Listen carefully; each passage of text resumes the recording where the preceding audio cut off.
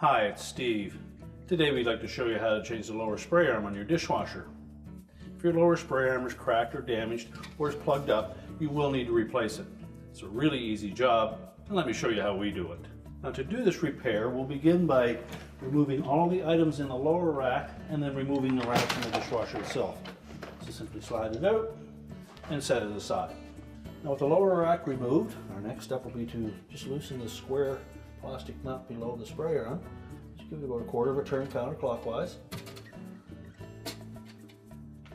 And then lift the spray arm off and discard it.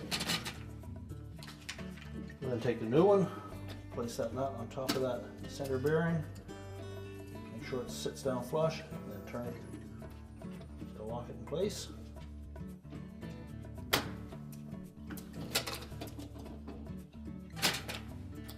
And now we can put the lower rack back in. We'll simply place the rack back on the door, slide it into the dishwasher,